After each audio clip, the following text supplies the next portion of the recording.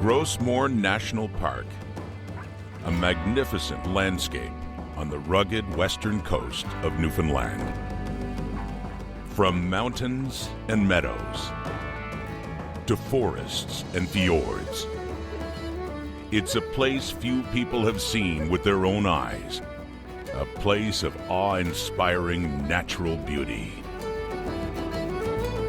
Exposing a rare chapter in the history of the Earth, 500 million years in the making. A wild and remote paradise for hikers and explorers. An ancient boreal forest at risk from a majestic giant among the trees. That's a nice bull that we see off the left-hand side of the chopper here. And a rarely seen view of one of the world's geographic wonders.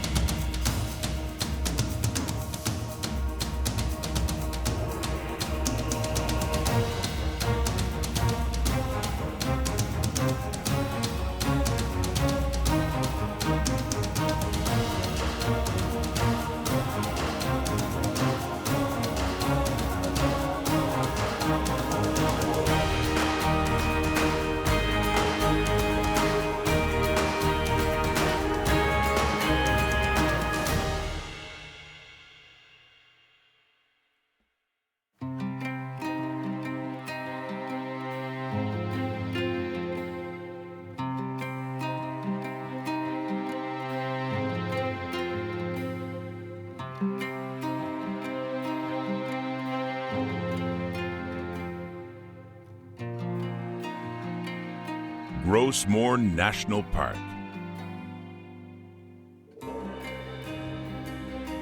A picture-perfect wonder stretching across more than 1,800 kilometers of western Newfoundland. Part of the towering long-range mountains, an outlying expanse of the Appalachian mountain chain, formed more than 1 billion years ago. Really what makes Gros Morne such a unique and unusual landscape in eastern Canada is the diversity of big, beautiful landscapes. The maritime archaic indigenous people were the first to settle these lands 5,000 years ago. Other Aboriginal groups followed and depended heavily on marine life for survival. By the 16th century, European settlers had arrived. They faced harsh seas and unforgiving climate. But slowly, fishing and logging became a viable way of life.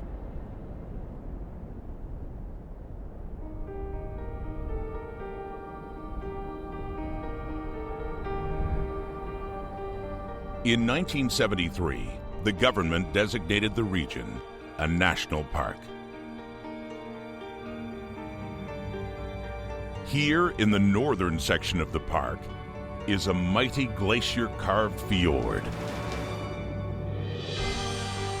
Soaring cliffs straight from the pages of Tolkien's Middle-earth. Western Brook Pond.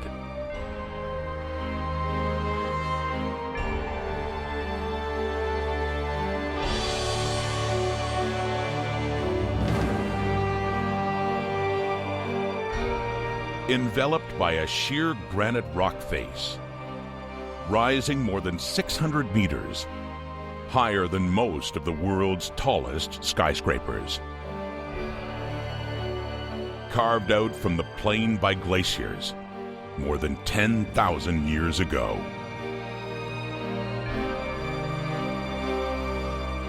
As glaciers melted, land that was once trapped in ice bounced back, reaching soaring heights and cutting off the fjord from the sea. The result? A long and narrow pond, 30 kilometers in length, brimming with pristine fresh water. A typical body of water is filled with dissolved nutrients, such as sediment, plant matter, chemicals, and pollution. But Western Brook Pond is different. Scientific research has classified it as ultra-oligotrophic. That means it has such a minimal accumulation of nutrients and such a high concentration of oxygen that it's considered among the purest fresh water in the world.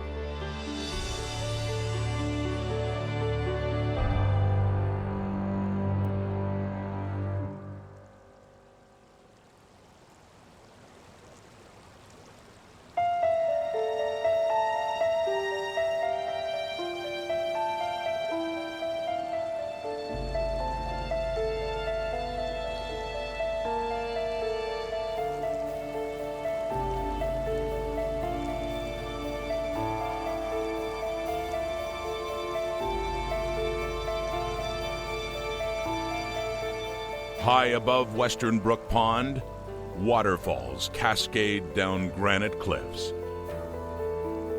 The tallest, the splendidly named Pissing Mare Falls. At more than 350 meters, one of the highest waterfalls in eastern North America.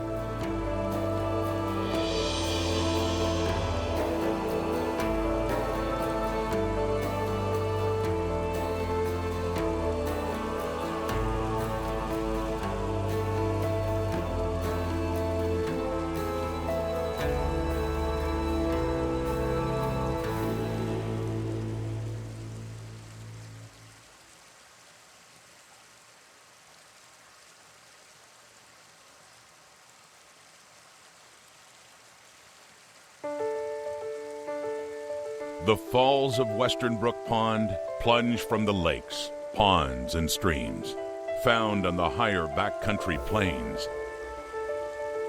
A constant rush of water erodes a tumble of rocks on the highland.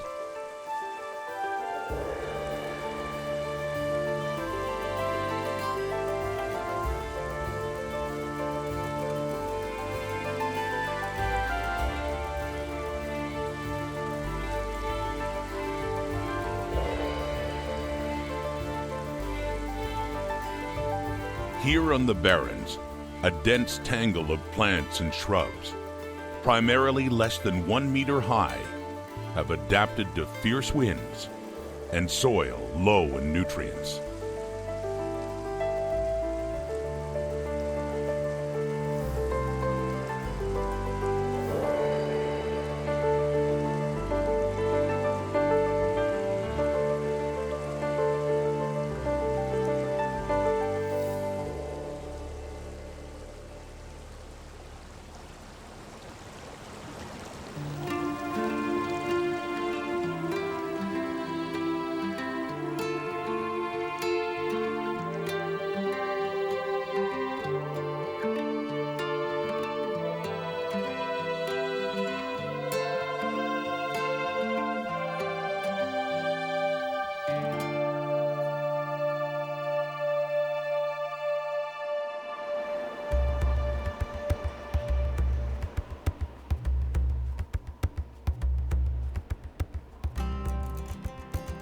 At the top of the falls is the plateau.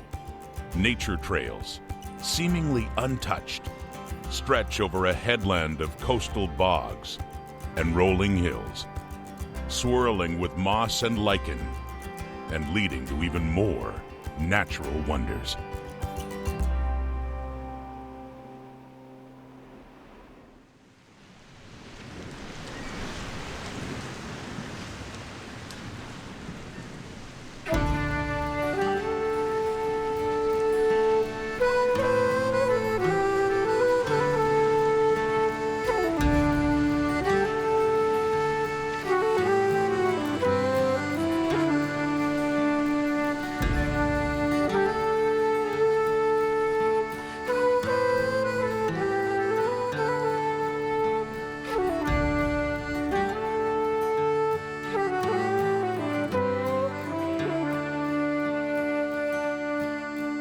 Heading south from Western Brook Pond to the most westerly stretch of Newfoundland. Stark cliffs, rising more than 350 meters above a wild and rugged coastline, stare bravely out at the Gulf of St. Lawrence. This is one of Gros Morne's scenic gems, Green Gardens.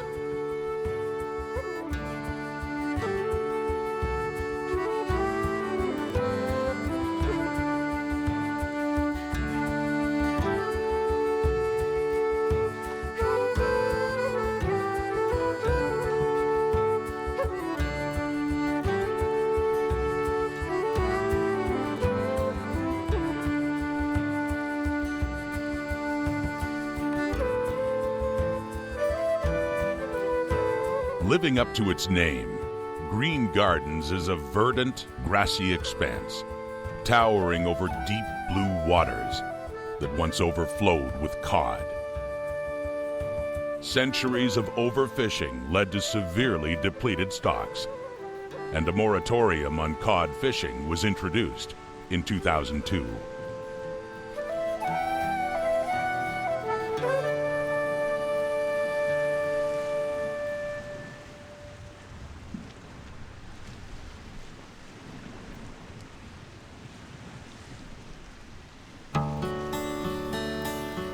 Huddled amid thousands of miles of remote coastline, Green Gardens is a 3-mile expanse, ground down over time by wind and the rages of the sea.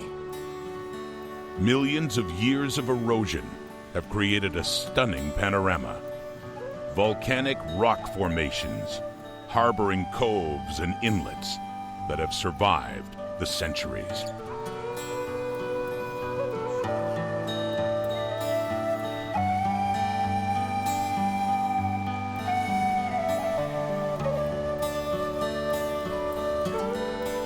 Over time, the park has seen many changes, an increase in tourism and a flourishing of local arts and community festivals.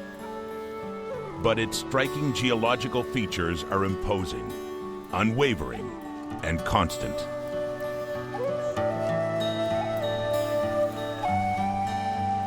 Here is a fertile volcanic coastline, usually seen only by the migratory birds that nest on these shores.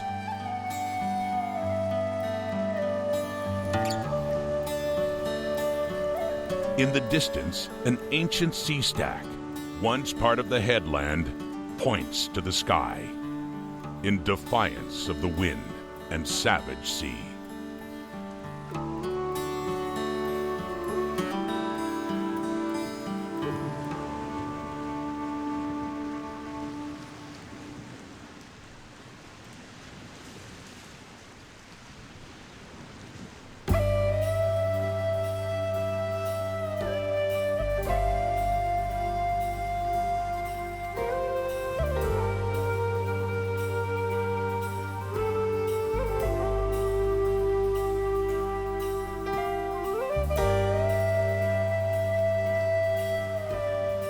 High above the shoreline, craggy cliffs give way to lush, rolling hills.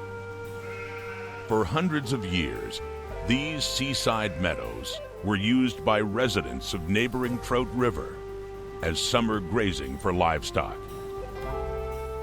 Even today, free-range sheep roam these cliffs, just as they did more than 150 years ago, here on the outskirts of civilization.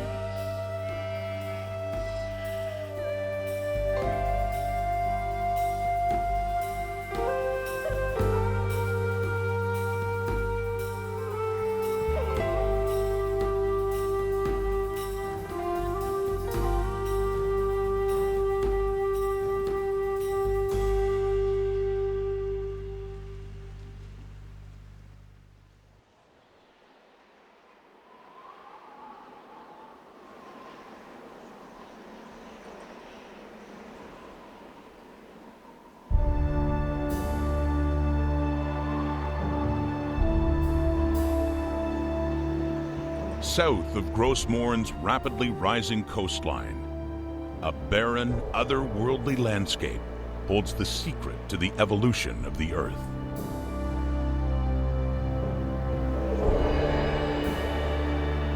a place where ancient geological forces have laid bare the Earth's skeleton, the Tablelands.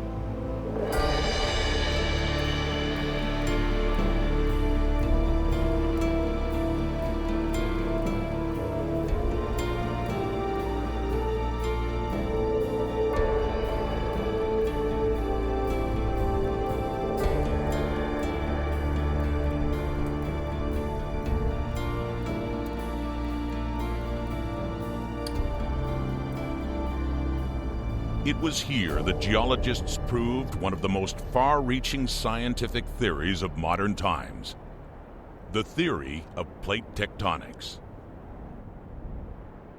We now understand that plate tectonics are the forces that shape all the Earth's continents. The planet is broken into large solid plates of crust that are constantly moving over the mantle. They're ripping apart in places, they're colliding in other places, and where continents collide, mountain chains are built as oceans are destroyed. These mountainous rocks tower 700 meters above sea level. Rough and barren, the Tablelands formed at the bottom of an ocean floor nearly 500 million years ago. As the continents closed and collided, they squeezed the ocean floor between them, pushing these huge swaths of rock upward from the depths. Today, these incredible rock formations are so perfectly preserved, geologists from all over the world come to Gros Morne to study them. The Tablelands are one of the few places in the world where the Earth's mantle, normally found far below the surface, is revealed. Scientists now understand that the world has three main layers. There's the core of the Earth, solid nickel and iron surrounded by molten nickel and iron. And there's a middle part we call the Earth's mantle, smushy rock, you could say, moving constantly, very slowly. And we live on the outer crust, that thin veneer of brittle rock that we know.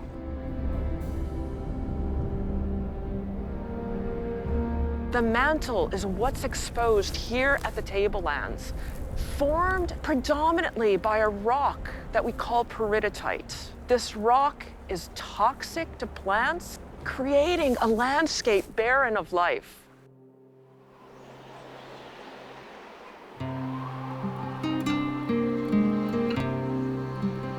These rocks, which once lay under the surface of the Earth, reveal the planet's geological timeline. One of the reasons the United Nations Education, Scientific and Cultural Organization designated Gros Morne National Park a World Heritage Site in 1987.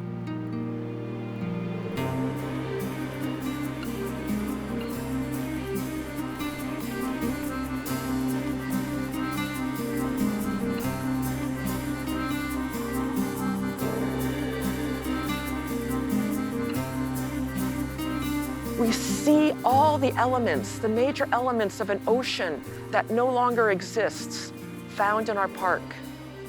We see Earth's mantle thrust up on top of the Canadian Shield, as well as the oceanic crust.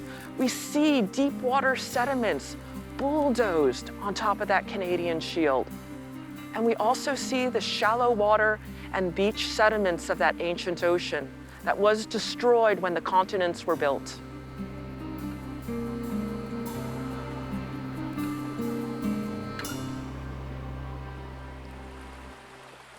Bitten and shaped by glaciers over millions of years, the Tablelands offer a unique opportunity for hikers to trek across what was once an ocean floor. It's like taking a step back in the world and seeing the world as it was formed. It's like walking through the heavens itself.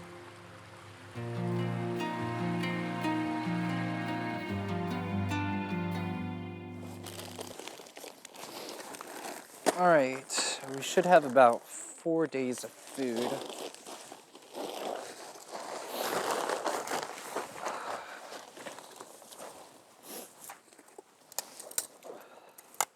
Get your food bowl. We've walked all over the Appalachian Range, and you will never find another spot like this, where you have these towering, beautiful structures of different rocks coming out of the ground, colliding together, and just magnificent viewpoints with beautiful fjords coming out of land and out of the sea.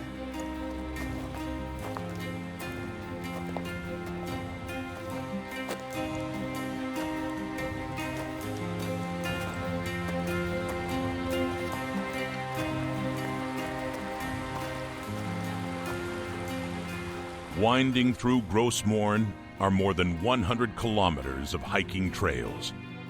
From easy half-hour strolls through the coastal lowlands to challenging multi-day backcountry treks through the long-range mountains.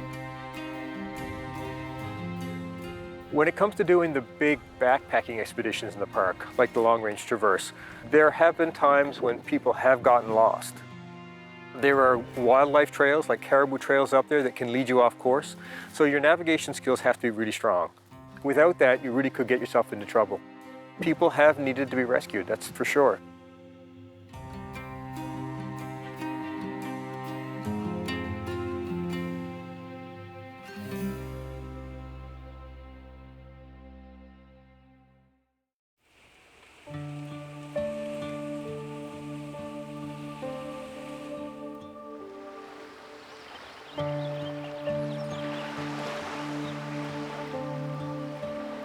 North of the barren desert-like terrain of the Tablelands lies a far different story. Under an ever-changing sky is scenic Bon Bay.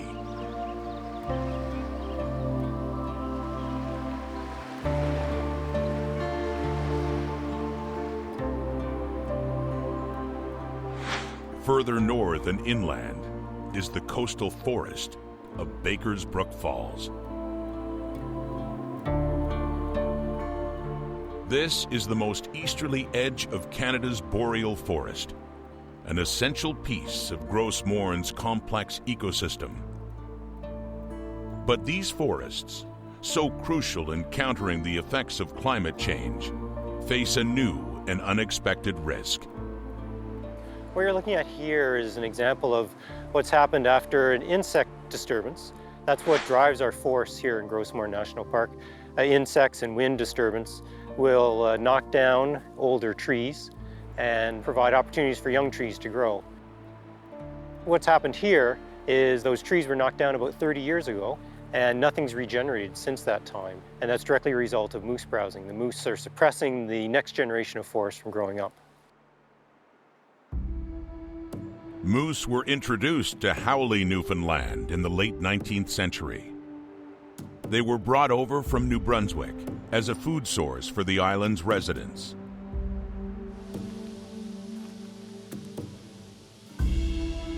Moose found a steady diet among the balsam, birch, and fir trees.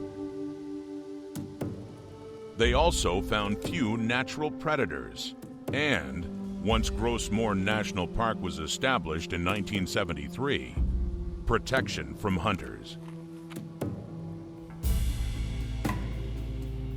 Today, there are about 5,000 moose in Gros Morne, one of the highest concentrations of these animals in North America. We have very high densities of moose in the national park, largely because there's been no hunting in the park since the park was established. 5,000 moose in a fairly small area can eat a lot of food. One moose can eat up to 25 kilograms a day. But any plants short enough to be at a comfortable browsing height are young plants, which the moose eat before they get a chance to grow and fulfill their vital function in replenishing the forest. In Newfoundland, we really don't have a significant predator of moose. Black bears will take some of the moose calves, but wolves, which were once on the island up until the early 1900s, they were extirpated. Really, the only thing keeping moose populations in check outside of the national park has been hunting.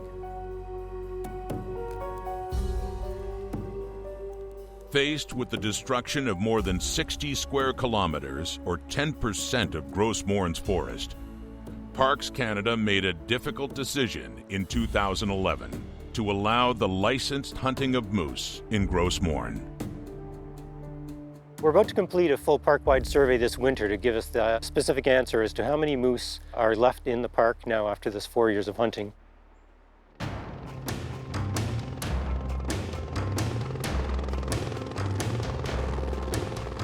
So far we know about 1,600 moose have been removed from Gros Morne National Park. And we are starting to see indications that the plants are starting to regenerate somewhat better, and we are seeing lower moose densities in areas we've looked. Whether or not we'll be effective across the whole park is something that remains to be seen and something we'll have to continue to work on through time.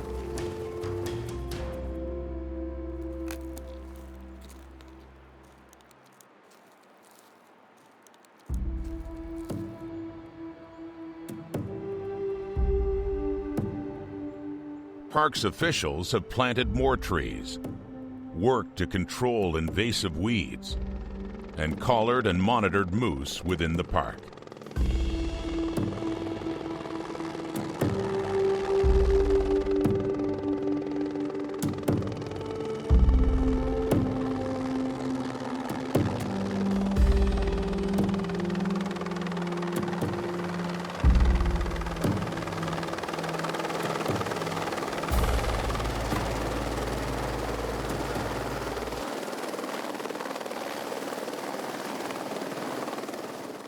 The purpose of our program is to study basic moose ecology, where moose are moving, what habitats they're using, if they're migrating during seasons to different areas of the park.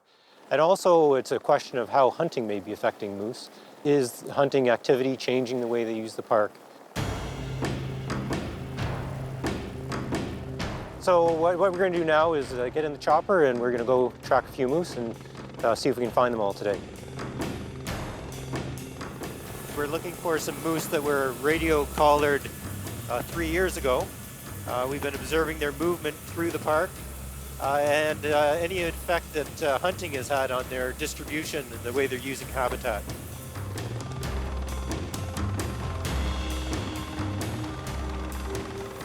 That's a nice bull that we see off the left-hand side of the chopper here. He's not a collared one. We only collared cows when we were doing our work this year. But we just came across him on the way by. And you can see this time of year during the rut, they're actually not very intimidated. He's not intimidated by the helicopter here. Looks like he just wants us to move away, really, is what he's telling us.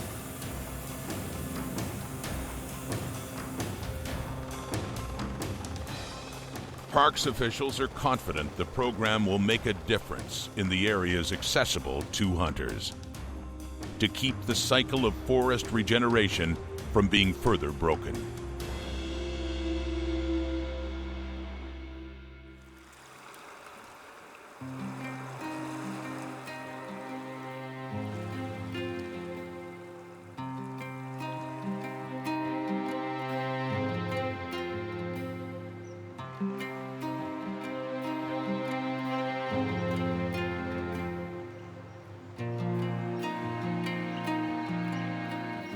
Continuing south along the western coastline of Gros Morne National Park and into the sheltered forests of Lomond, the site of what was once a 19th century logging community. Here, loggers worked long days, manually harvesting spruce and fir trees with axes and bucksaws, then hauling the heavy logs out of the woods on horse-drawn sleds.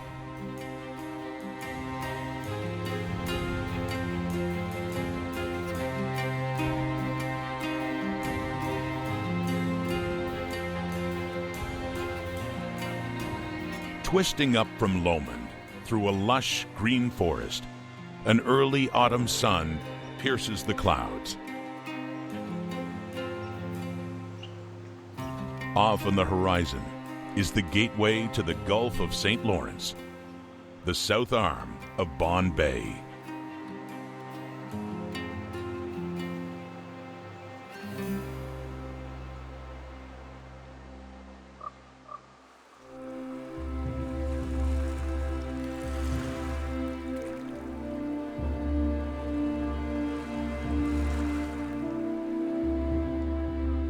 200 meters deep, Bonne Bay separates the Great Northern Peninsula from the rest of the island of Newfoundland. As the French word Bonne suggests, Bonne Bay was known to French, Basque, and English explorers for its spectacular sun-mottled beauty.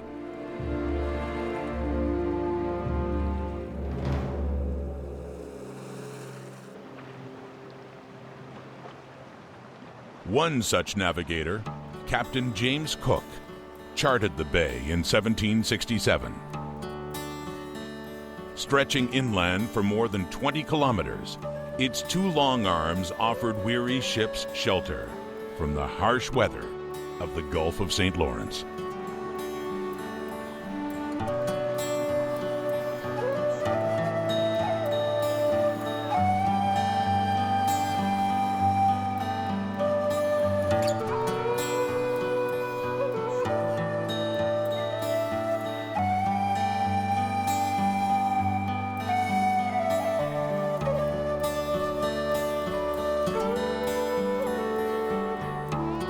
Nestled here at the junction of the south arm and east arm of Bonne Bay is the picturesque town of Norris Point. Named after one of its first settlers, Neddy Norris. He arrived here around 1780, but left no trace and no descendants. Life was very hard, I guess, for the people back then. No roads. Everything that was brought ashore had to come from the ocean. You just know what you had to do to survive, and that's what the people did.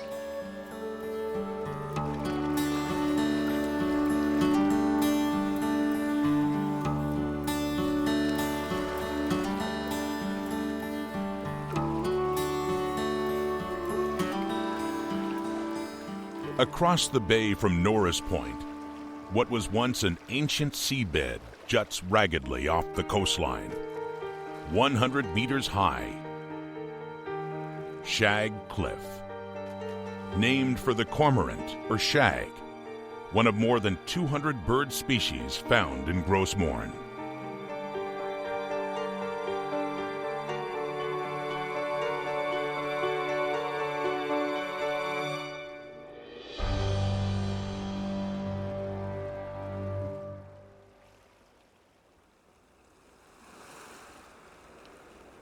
Beyond the entrance to the fjord of Bonne Bay, a century-old sentinel stands guard atop a rocky peak.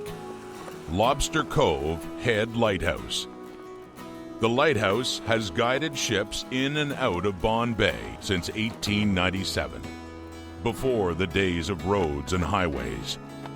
On a clear day, the light from Lobster Cove Head Lighthouse can be seen more than 12 nautical miles offshore, protecting travelers and those who make their living from the sea. We are an inshore fisher people, and we just enjoyed the fresh air. We enjoyed the life. We enjoyed listening to the screeching of the gulls in the morning. When you fish off the waters here, you're off the Gulf of St. Lawrence, and sometimes it can get a bit rough, but you know, you endure it, and you know that you're out there to make a living, and that's very important.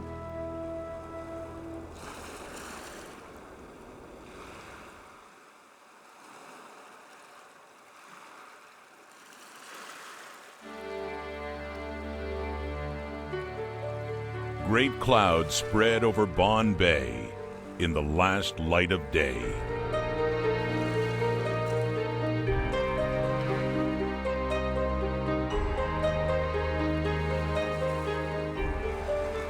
In the distance, hardened mountains, silhouetted against a gunmetal sky, a symbol of this rugged landscape.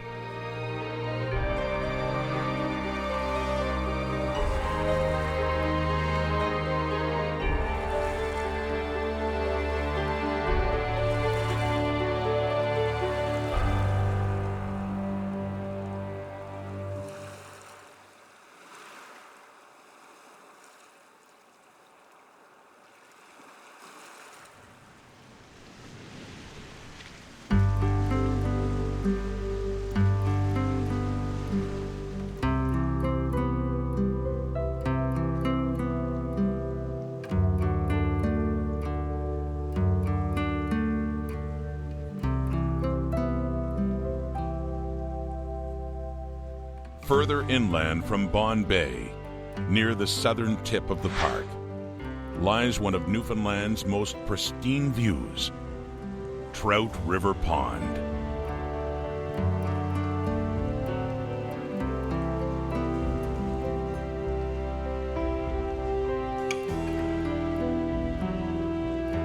To the south, a low, gentle valley of dense green forest.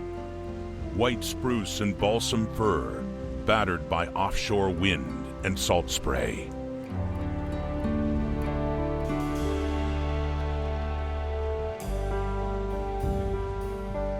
Looming in the north, one of Gros Morne's most spectacular views, the barren beauty of the Tablelands.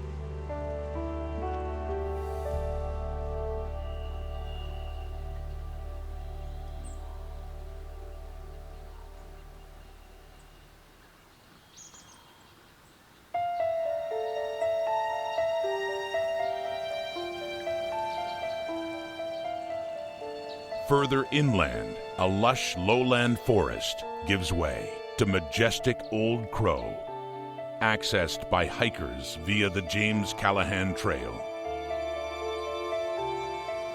At more than 550 meters, its summit can quickly become shrouded in the thick swirls of fog that can disorient and threaten the safety of hikers.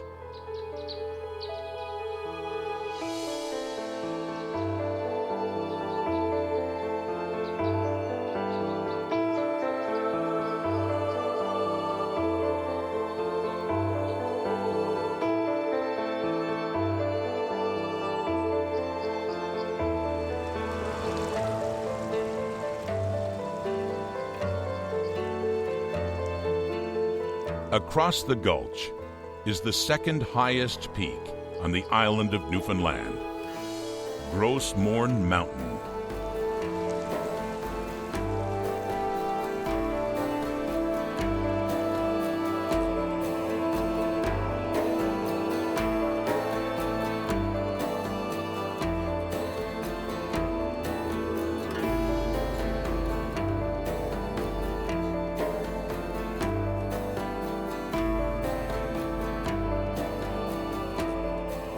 Rising among the clouds at 806 meters, the mountain's imposing solitude is reflected in its name, Gros Morne, Big Lone Mountain.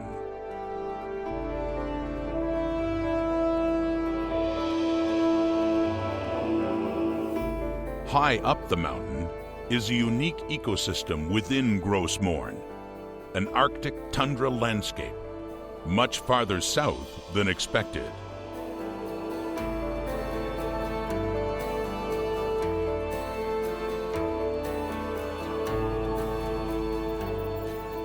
Adding to the Arctic feel, a small herd of woodland caribou feed in the grassy boglands.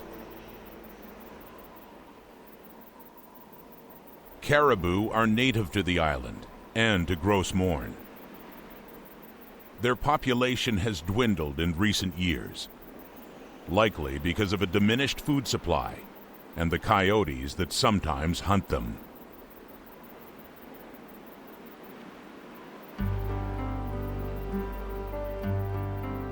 We have a really broad diversity of wildlife here in Gros Morne National Park. We have a lot of boreal forest wildlife. We also have some Arctic wildlife that just creep down into the region. So things like Arctic hare, rock ptarmigan, a lot of these species that we're not used to seeing this far south.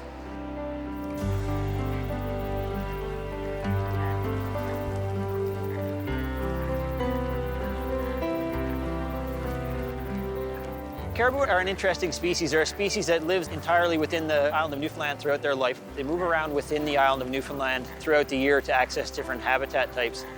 Gros Morne is a good place for these caribou because you have a whole range of different habitat types within the park that are protected and are relatively free of disturbance. So things like all-terrain vehicles and that type of disturbance they might encounter in the broader landscape.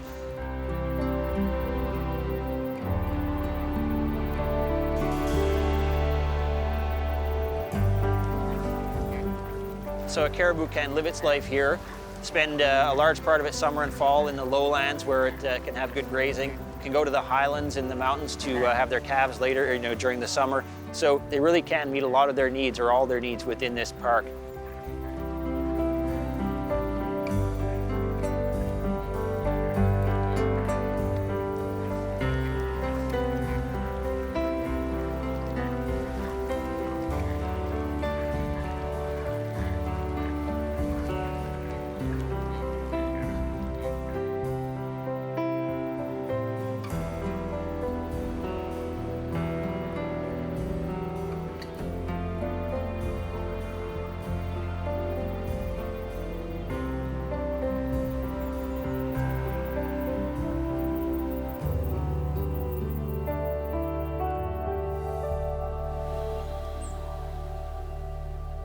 Moose here in the park are often seen by hikers. You can encounter them on trails. If you encounter a moose on a trail in Gros Morne National Park, it's usually not a big deal. You can just basically step aside and let it go about where it's going to go, and it'll mind its own business and wander off on its own.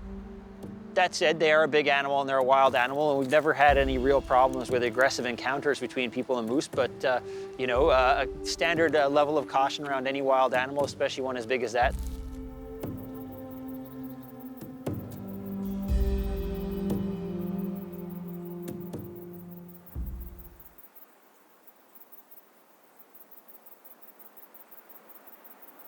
From the moose of the long-range mountains to the naked, surreal landscape of the Tablelands, Gros Morne National Park is a natural and geological treasure. The landscape of Gros Morne is a savage, wild landscape. The diversity of the landscape, the incredible beauty of the mountains and the sea constantly juxtaposed under harsh northern light that's constantly changing.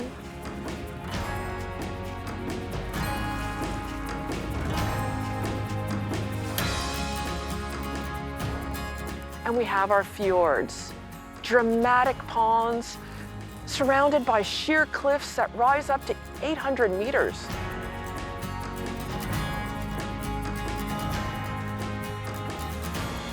For a small place, an incredible diversity of color, form, and light.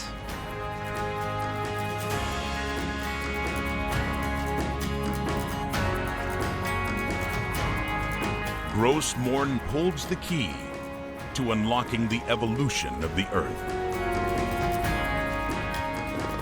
A delicate balance is being struck here between one of the world's most magnificent mammals and the future of an ancient boreal forest. Soaring waterfalls, Arctic alpine plateaus,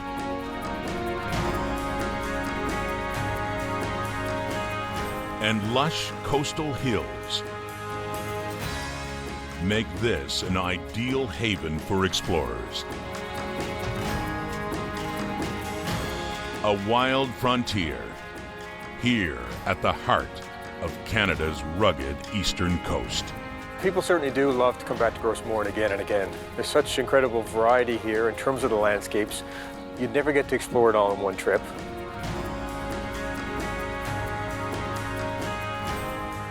You can't look in a direction and be unhappy with your surroundings. Everywhere you look is different and magnificent, amazing. It takes your breath away every time, every day.